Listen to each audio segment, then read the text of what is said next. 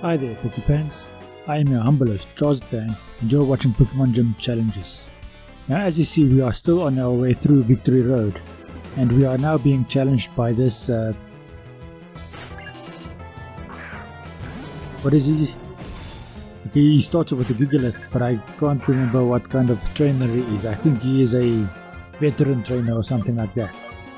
Now Gigalith is quite a difficult Pokemon for us to deal with Electros, but Lantern ought to be quite sufficient to deal with Gigalith. Assuming we survive this attack, of course, and outspeed the next attack. If Gigalith has a Sturdy, we are screwed. And the bastard does have Sturdy or something like that. Or yeah, at least he survives that attack. Which means Lantern now faints. Which leaves us with Electros again, but this time Gigalith is so low in health that you can just do a crunch and take him out. Crash Grip would also have worked. Okay, so Electros almost goes to level 42, but not just yet. And he also has an Electros, but his Electros is on level 46. I wonder how I will deal with this. There aren't too many weaknesses to exploit.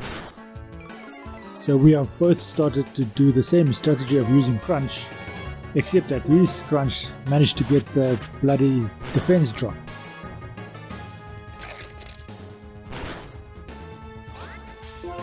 If I don't take him out in this turn, he's going to take me out. So Crash Grip doesn't take him out, but he does get the defense drop as well. But my defense drop that happened earlier takes me out immediately. Okay, who shall I? Okay, Stunfisk, you're up. I granted that you can't use ground type attacks, but you can definitely use a poison type attack. Okay, was that a Dragon Claw? Okay, Stunfisk almost goes to level 43.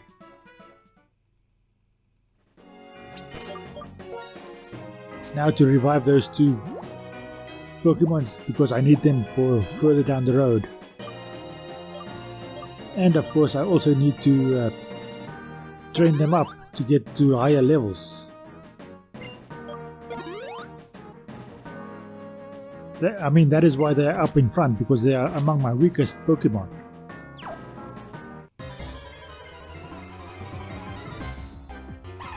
The bloody Mainfu attacks me without my permission.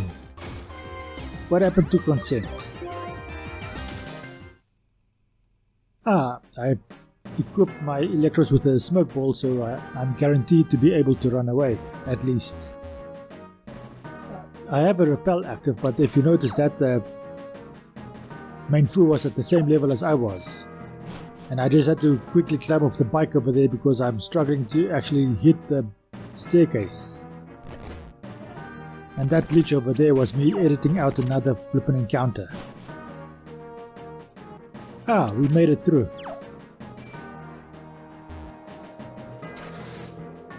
Why did I do that? Okay, I can't actually get over there.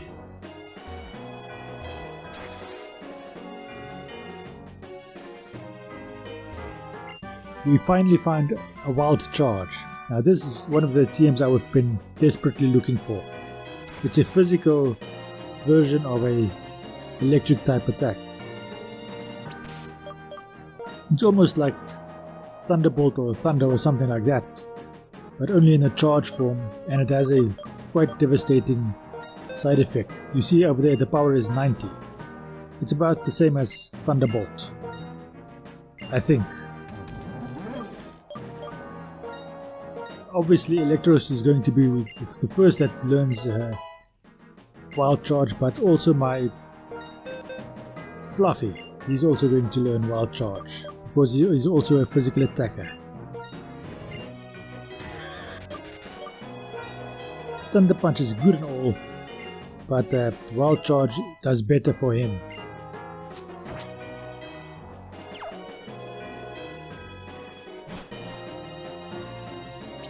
Now if only he could learn something like the fire version of Wild Charge. And I could also get rid of Fire Punch. And that'll be quite interesting, but I don't think I can actually get that TM in this game. Or not very easily at least.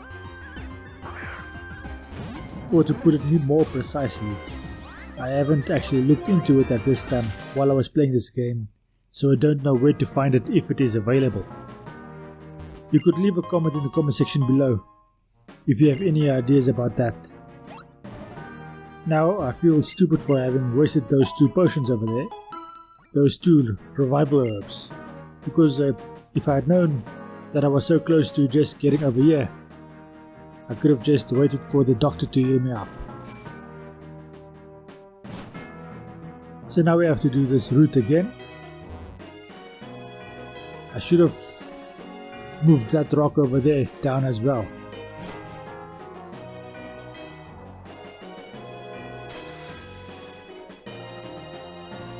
Okay, so this is the route that we have to take to get through. Now another bloody wild Pokemon. Again, it's a bloody Mainfu. And I'm probably mispronouncing that. I recognize that fact. Okay, let's go for Wild Charge and see how that does. The bastard goes for a Drain Punch. At least it takes out Mainfu. But how much recoil does it do? Not that much. The fact that I already received damage from a Drain Punch, oh come on, makes that I am at a lower level than I'm supposed to be. Another bloody Mainfu.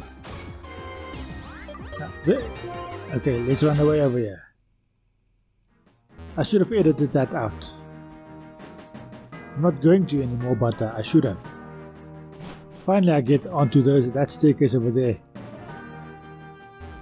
I wonder if I went down that staircase over there, what that would reveal. Let's just get off this bike so I can get through this door over here. And then I can actually just go down to the Pokemon League area. The building where the Pokemon League is being hosted. We have finally made it all the way here.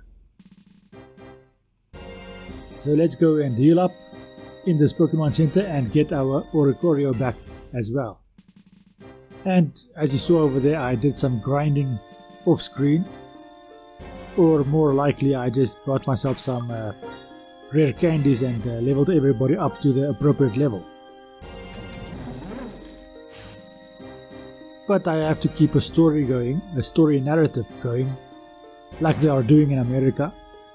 And I just said that I spent a lot of hours training up these guys to level 50, because I think that's all I need for this stage of the game.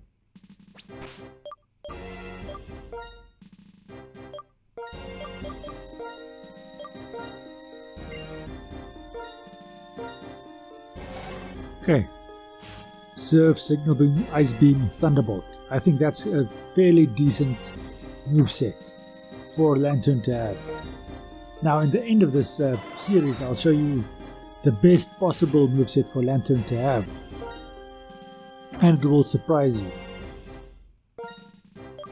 I don't actually get to utilize it efficiently, but I do get to use it a bit.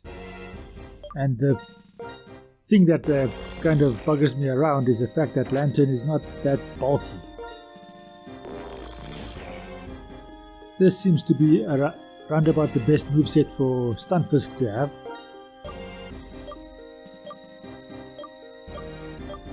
And the poison is a nice counter for any fairy types, even though there aren't any fairies in this game. The fairy type is a reality, and it's something that you have to contend with. Now Fire Punch I could have replaced with a different charge move. I think it's Tipix or Embor's main attack. and you see over there I gave Fluffy the leftovers. That is the item I'm going to give him. And what does my Oricorio have? Volt Switch, U-Turn, Pursuit and Fly. Now I gave him 2 switching moves because he is not that strong, and switching out is probably the best thing to do with him. Attack and switch out. That is the main strategy I will be employing with him. Okay, I'm going to teach Jolteon Shadow Ball. But first let's see if there's anything else I can teach him. Charge Beam is not as good as one would like. Granted, it does have a 100% accuracy, I think. Okay, there's Shadow Claw. Who can learn Shadow Claw over here? No one. So what I'm doing is I'm looking for someone that can learn a ghost type attack without me having to sacrifice some of the attacks I currently have that are very useful. Okay, Stunfisk and Fluffy can learn Bulldoze, but the attacks they have are quite useful. Flash Cannon, it's a steel type attack. Okay, Electros can learn Flash Cannon.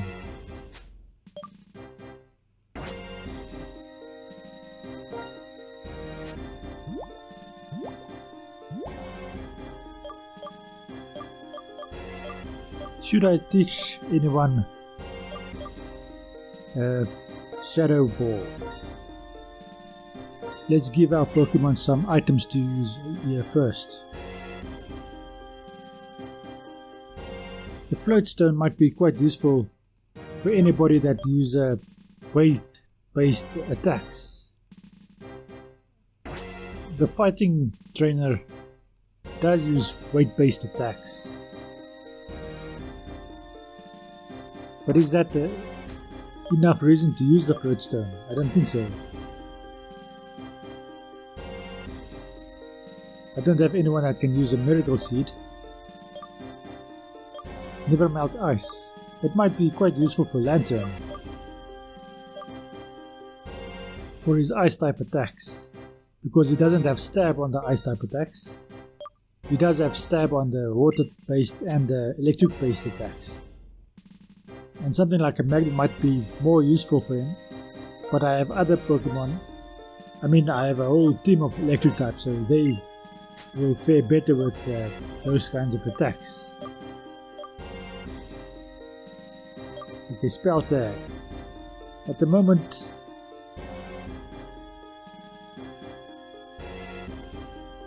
okay, let's give it to a Mulga. I don't think it'll do very much for him, but maybe he can have some benefit from that. The Shell Bell. Someone can definitely use the Shell Bell. Good.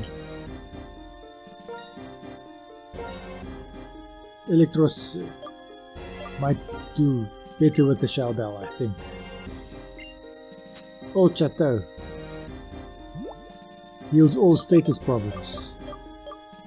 So it's like a max heal, or a full heal, I mean.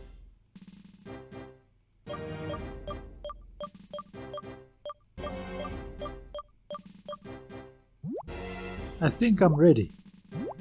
Let's see how we fare.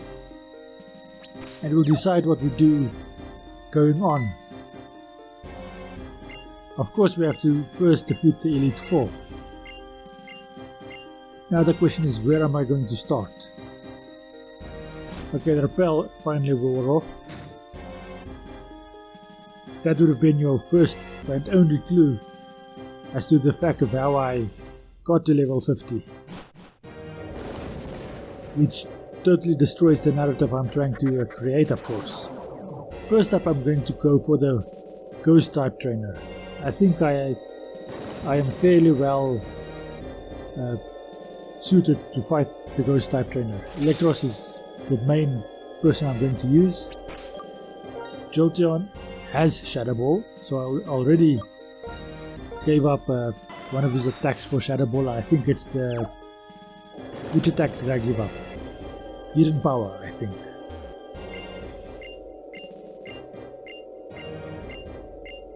Or it doesn't actually matter. So Electros and Jolteon are my main contenders to fight this fight. Now this bloody Cofagrigus is going to change my ability once I do Crunch, because Crunch is a physical attack. So my ability is going to change to Mummy like that. So I am now weak to ground type attacks.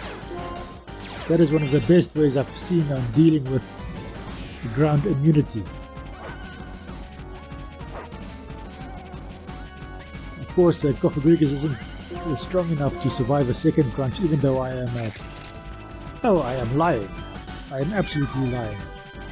He is absolutely strong enough to survive a second Crunch because of the bloody burn. Oh wow. I almost cursed again on the video. This is irritating. Okay, so the burn and the Shell Bell counters one another.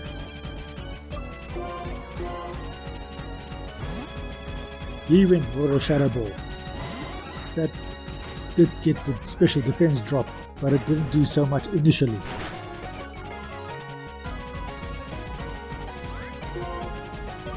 I hate the fact that the bloody thing goes for a Will-O-Wisp. Luckily Jolteon is a special attacker, so that doesn't do much to my attack. And she goes for another bloody full restore. So this is basically just a battle of attrition. All she's trying to do is stall me out. Bloody stupid female. Now I have to do something to bloody heal off the burns. Because that puts me on a clock, which I don't need to be on.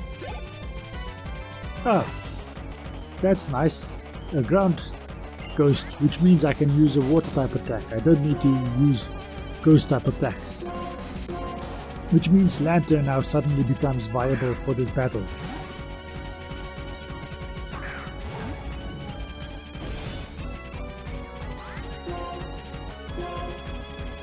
That almost takes out Golurk in a single attack. It just leaves him on a sliver.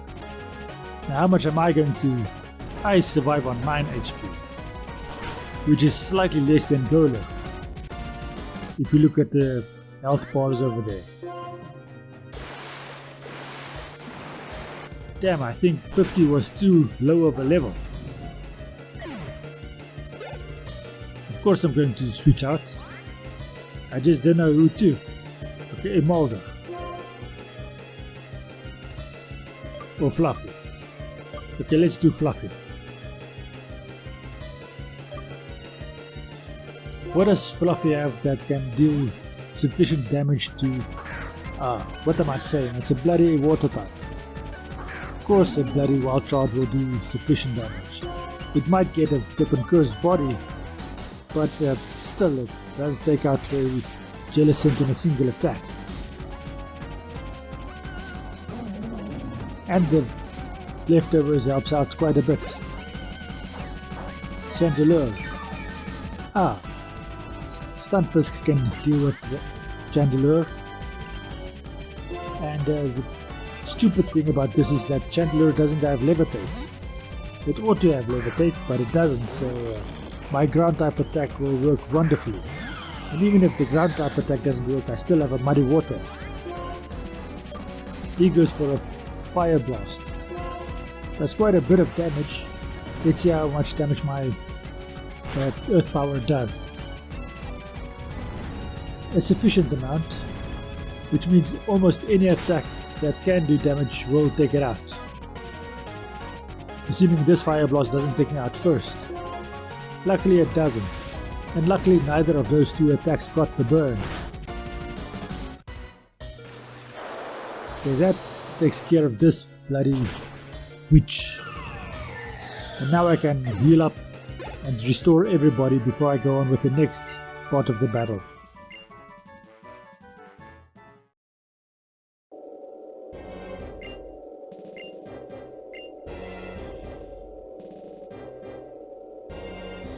Okay, this is a nice portal to the front. Then I better heal up first.